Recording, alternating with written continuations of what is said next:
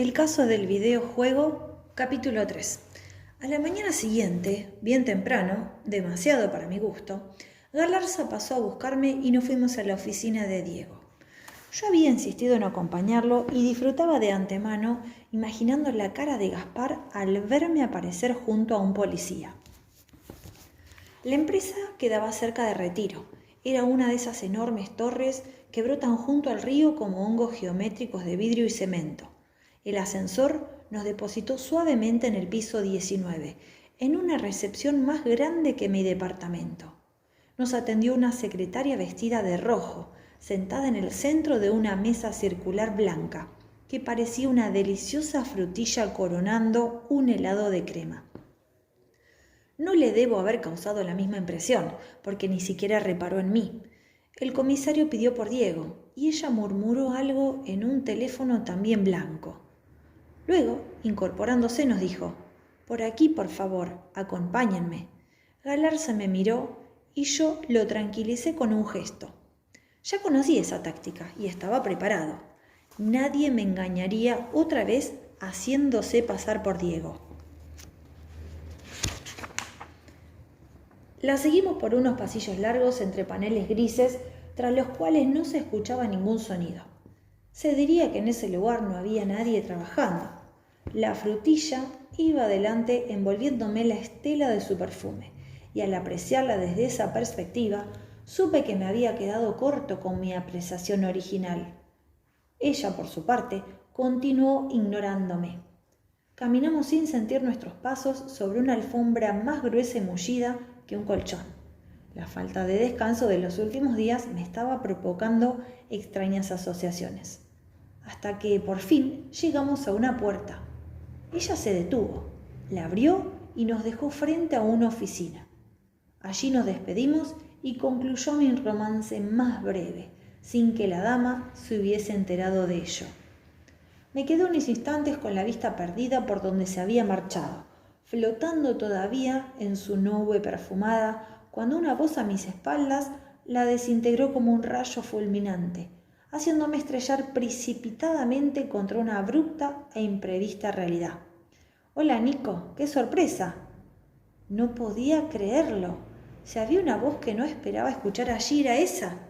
Giré rápidamente la cabeza y mis ojos asombrados enfocaron, ni más ni menos, el rostro de Diego, acercándose con una sonrisa radiante. «¿Qué haces acá?», exclamé. «¿Cómo que hago acá?», contestó divertido. «Esta es mi oficina». En ese momento intervino Galarza, que presenciaba la escena mucho menos divertido. «¿Usted Diego Sánchez?», preguntó. «Así es», respondió él. «Soy el comisario Galarza». Su abogado estaba preocupado porque no podía encontrarlo. Diego me miró, siempre sonriendo, y me reconvino con afecto. «Pero Nico, no era para tanto, por un par de días que no vine a trabajar. Estaba algo engripado, eso es todo». «¿Podría decirme dónde estuvo?», prosiguió Galarza. «En mi casa, ¿por qué?». «Porque anoche lo llamé varias veces y nadie contestó». «Es que mi teléfono no funciona», le explicó Diego. «¿Pero tu auto?», tartamudeé, preocupando superar el mutismo que me había causado su aparición. «Estaba en el puerto, abandonado». Lejos de sentirse acorralado, él se animó aún más al escucharme. «¿Lo encontraron?». «¿Por qué? ¿Lo había perdido?», le preguntó Galarza. «Sí, quiero decir, no. Supongo que me lo robaron. Esta mañana fui a buscarlo para venir a la oficina y no estaba donde lo había dejado.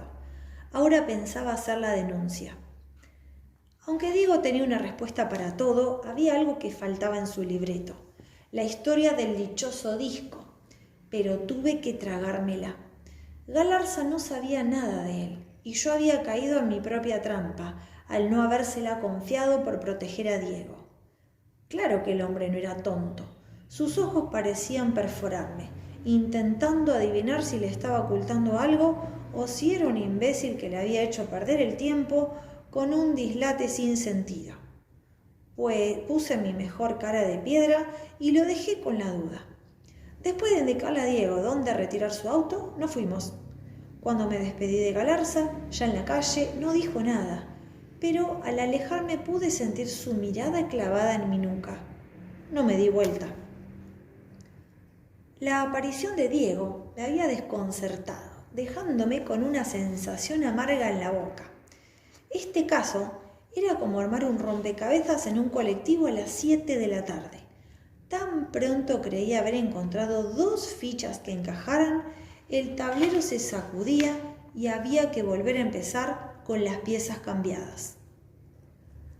Al igual que en el desafío de Einstein, y ese juego precisamente debía ser la clave de todo. Decidí no esperar más para saber de qué se trataba. Busqué un teléfono público y llamé a la única persona que podía explicármelo. Ya había tenido demasiada paciencia con él. «Nico, qué suerte que llamaste. No sé cómo agradecer tu discreción con el cana», exclamó Diego, no bien me atendió. «¿Me podés explicar en qué despelote nos metiste?», le pregunté, ignorando su entusiasmo. «Sí, por supuesto, pero ahora no puedo. Estoy saliendo para una reunión». «¿Una reunión? Déjate de joder con eso», reaccioné enfurecido. «Hagamos una cosa», me interrumpió. «Esta tarde, después del trabajo, paso por la casa de Micaela y se los explico, ¿sí?» «¿A qué hora?», alcancé a preguntar. «Alrededor de las 8, nos vemos», dijo, y cortó. Me quedé con el tubo en la mano, más desconcertado que antes. O le estaba dando al asunto más importancia de la que tenía, o alguien me estaba tomando por estúpido. Ninguna de las 2 posibilidades me gustaba mucho, y menos la última. Necesitaba poner en orden mis ideas, pero, por sobre todas las cosas, necesitaba poner algo en mi estómago. Los hábitos madrugadores del comisario Galarza me habían impedido desayunar, y yo, sin desayuno, soy como un pancho sin salchicha. Así no se puede pensar claramente. Recordé El Bárbaro. Estaba a un par de cuadras y hacia allí dirigí mis pasos. Pedí un café con leche y 5 medialunas, 2 de grasa y 3 de manteca. No había de grasa, así que me tuve que conformar con las de manteca. Como eran más livianas, ordené 6. Ese número resultó ser mágico. Al terminar la confusión, persistía, pero la sensación amarga de mi boca había desaparecido por completo. Y era algo.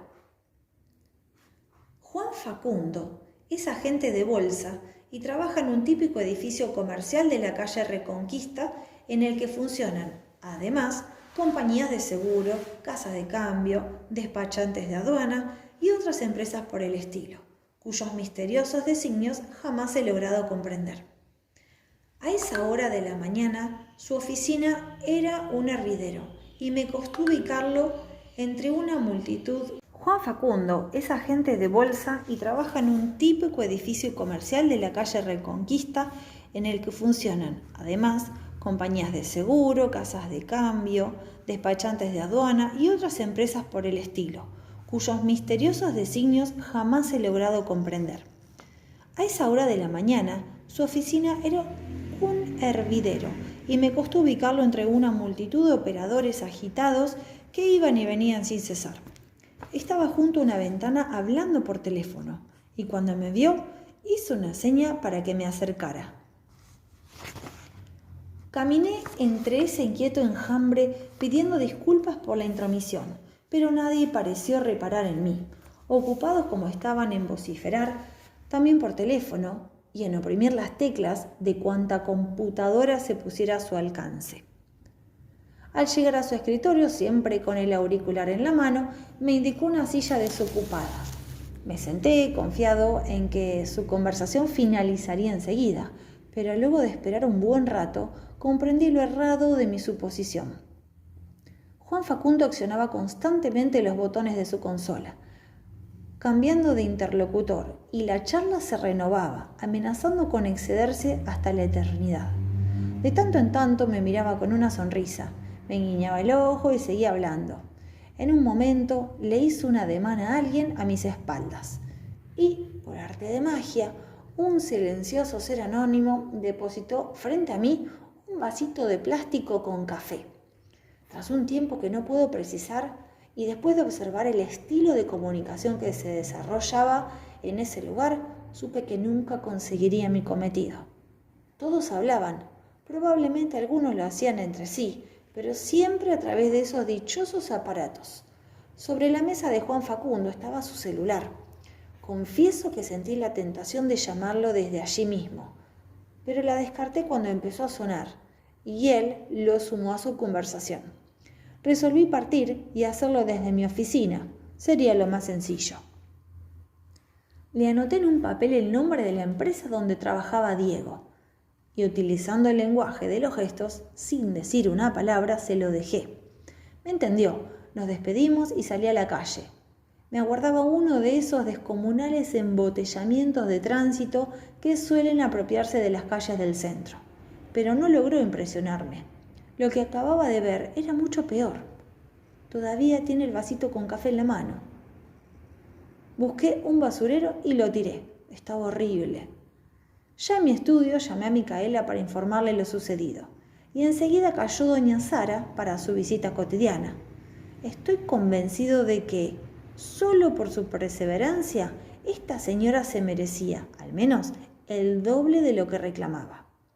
Luego de atenderla, bajé a lo de Pepe para almorzar. Había canelones a la Rosini.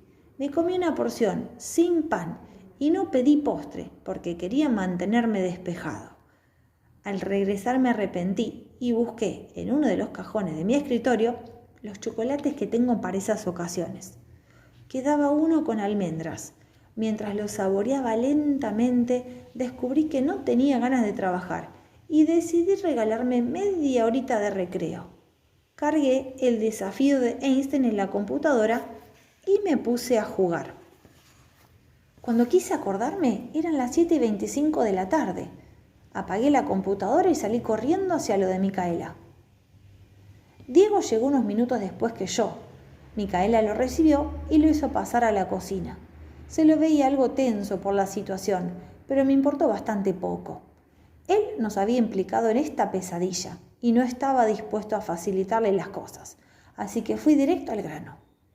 Bueno, ya estamos todos, ahora habla.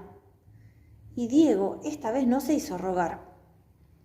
Como habíamos supuesto, el desafío de Einstein era la clave de la historia. Lo había creado una de esas divisiones de su empresa y era un producto muy valioso, no tanto debido a su trama, de por sí novedosa, sino a lo compacto de su programa. Planeaban presentarlo comercialmente en los próximos meses, pero hasta entonces habían resuelto conservarlo en el mayor de los secretos. Sabían que revolucionarían por completo las reglas del mercado y necesitaban ese tiempo para concluir el desarrollo de otros juegos y obtener así una considerable ventaja antes de que la competencia descifrara su lenguaje. Con el fin de evitar filtraciones de información, solo 2 personas estaban interiorizadas de los detalles técnicos del proyecto, Diego y Gaspar. Todo marchaba muy bien hasta que, hace unos días, descubrieron que alguien había estado espiando en sus archivos. Para impedir que siguiera haciéndolo, decidieron copiarlos en discos, borrarlos de las computadoras y sacarlos de la empresa. A Diego le tocó el desafío de Einstein. Sin embargo, esa misma tarde, al salir de su oficina, advirtió que un auto lo seguía. Dio varias vueltas por la ciudad y aunque creyó sacárselo de encima, supo que el disco tampoco estaría a salvo en su casa y que tendría que ocultarlo en algún sitio donde no pudiesen hallarlo. Ahí aparecimos nosotros. No pertenecíamos a su círculo habitual y nadie podría relacionarnos con él. Pasó por mi estudio, pero yo estaba ocupado y se le ocurrió una idea mejor: llevárselo a Julián. Pensó que la habitación de un pibe sería el escondite perfecto. Lo que no pensó fue que jamás habían dejado de vigilarlo. Y se metieron aquí, en mi oficina, en mi casa, le recriminé indignado.